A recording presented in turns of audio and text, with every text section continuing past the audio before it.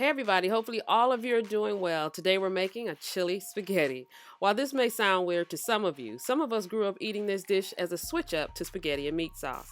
This recipe comes together quick and it will definitely satisfy you during the cold winter months. Let's get into it. Starting with our spices, I have some Grand Diamond all-purpose seasoning. I have some coriander, cumin, oregano, smoked paprika, salt and pepper, and I do have a little bit of brown sugar. I also have a can of diced tomatoes, some chili powder, some tomato paste, bell pepper, celery, onions, garlic, a bay leaf, Dijon mustard or regular mustard, Worcestershire sauce, and some chicken stock. No need to panic. For the exact measurements to this recipe, be sure and check out gdseasoning.com. The link to this recipe will be in the description below this video and at the top of the comments.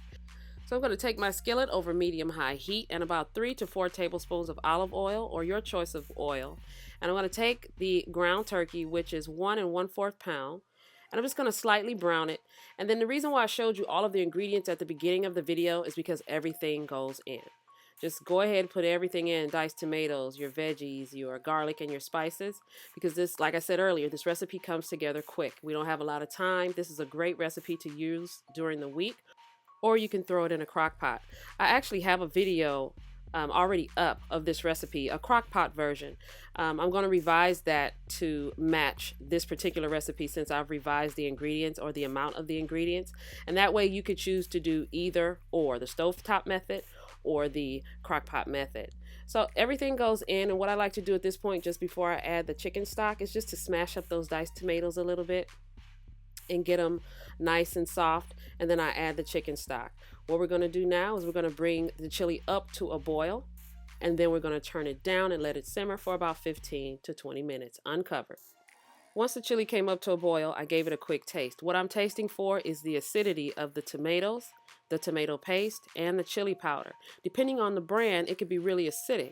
So what you could do to combat bitterness and acidity is put a little bit of sugar. That is not enough sugar to make a dish sweet, but it is enough to balance the acidity or the bitterness in a dish. So when you see people do that, don't automatically assume and panic, oh my God, why the sugar? It's just a balancing act. And that's what it's going to do. It's going to bring that dish so it keeps its savoriness, so it keeps its spiciness, and that way everything is in balance. Now our chili is done. This is at the 20-minute mark.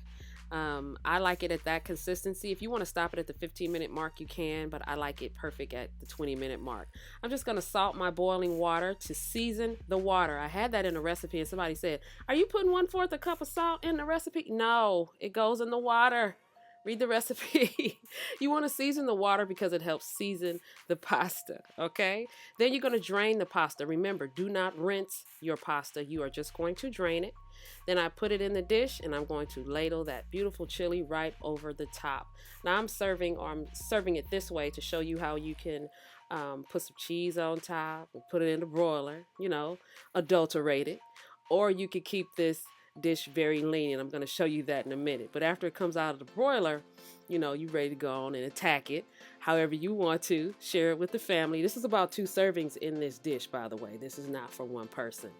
But for those of you who like your chili, without spaghetti, you go ahead and add 1 15-ounce can of drained beans, a bean of your choice, right to the chili at the beginning, if you would like, and you can have it as a high protein meal. Here I have a prep meal as an example with some sauteed spinach and some zucchini.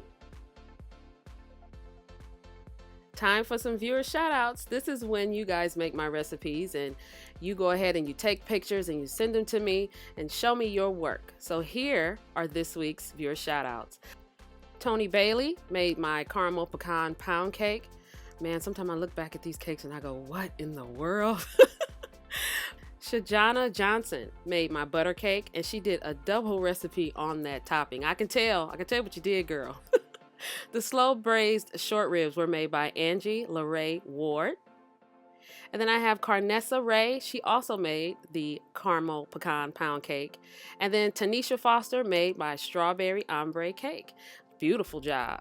Thank you guys so much for joining me. I appreciate it when you come cook with me and hang out. Don't forget this recipe and others can be found at gdseasoning.com. And I'll see you guys next time.